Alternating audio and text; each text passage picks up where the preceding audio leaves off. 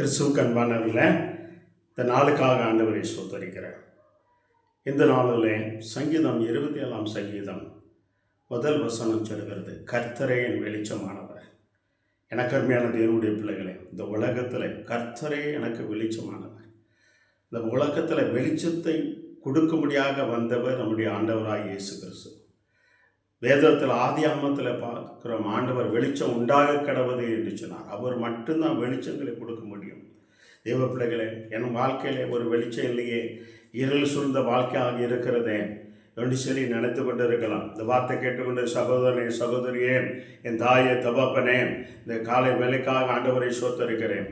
ஒருவேளை நினைத்து கொண்டு இருக்கலாம், என் வாழ்க்கையில் ஒரு இருளாக இருக்கிறதே, என் குடும்பத்தில் ஒரு இருளாக இருக்கிறதே, என் தொழிலில் ஒரு இருளாக இருக்கிறதே, என் வேலையில் ஒரு இருளாக இருக்கிறதே என்று சொல்லி நினைத்து கொண்டு இருக்கலாம் தேவ பிள்ளைகளே. ஆனால் கர்த்தரே உங்களுக்கு வெளிச்சத்தை கொண்டு இருந்தவர். எனக்கு ஒரு வெளிச்சம் இல்லையே, இன்னும் ஒரு விடிவு காலம் வரலையே என்று சொல்லி கலங்கி கொண்டு இருக்கலாம். தேவ பிள்ளைகளை படிக்கிற இடங்களில், தேவ பிள்ளைகளை இருக்கிற பகுதியில் எனக்கு ஒரு வெளிச்சம் இல்லாமல் இருக்கிறதே, நான் இருளில் இருந்த போல இருக்கிறேனே சொல்லி கலங்கி கொண்டு இருக்கிற சகோதரனே, வாலிபனே, வாலிப மகளே, ஆண்டவர் சொல்லுகிற காரியம், கர்த்தர் தான் உனக்கு வெளிச்சத்தை கொடுக்க முடியும். இயேசு தான் உனக்கு வெளிச்சங்களை கொடுக்க முடியும். அதுதான் சங்கீதக்காரர் சொல்லுகிறான், கர்த்தரே எனக்கு வெளிச்சமானவர், கர்த்தரே வெளிச்சமானவர். தேவ பிள்ளைகளே, அவரை விட்டா நமக்கு வெளிச்சத்தை காட்டுற வேற யாருமே இல்லதோ, யாருமே இல்லை. தேவ பிள்ளைகளே, எல்லாரும் வெளிச்சத்தை யாரும் கொடுத்ததாக வேதத்தில் வரலாறுல சொல்லப்படவே இல்லை.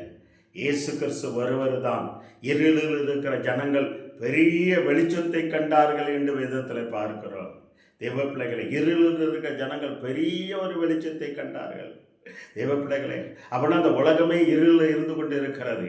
அநேக மனுஷர்கள் இருளில் இருந்து கொண்டு இருக்கிறாங்க. அவங்க வாழ்க்கை இருளடைந்ததாக இருக்கிறது. தேவ பிள்ளைகளே, ஆனால் இங்கே வேதவசனம் சொல்கிறது, என் கர்த்தரே என் வெளிச்சமானவர்.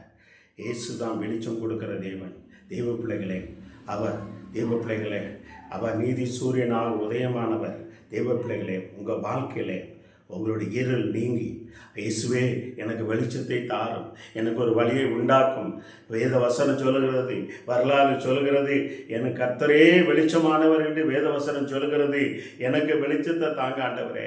ஆண்டவரே, இந்த பாடலில் இருந்து, இந்த இருளான வாழ்க்கையில் இருந்து, இந்த இருளான போராட்டத்திலிருந்து எனக்கு வெளிச்சத்தை தாங்க ஆண்டவரே என்று சொன்ன பொழுது நிச்சயமாக தேவன் உங்களுக்கு வெளிச்சத்தை கொடுப்பார். தேவ பிள்ளைகளே, அவர் இருளில் இருக்கிற ஜனங்களை வெளிச்சத்துக்கு கொண்டு வரும்படியாக தான் அந்த உலகத்தில் வந்தா.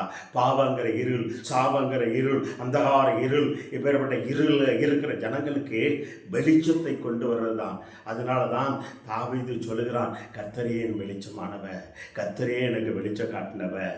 தேவ பிள்ளைகளே, அதே போல இன்னைக்கு நீங்கள் எதிர்பார்க்குற காரியங்களில் உங்களுக்கு ஆண்டவர் ஒரு வெளிச்சத்தை காட்ட போறா. உங்களுக்கு ஒரு ஆண்டவர் நீங்கள் எதிர்பார்க்கறதுக்கு மேலான நன்மை செய்ய போறா.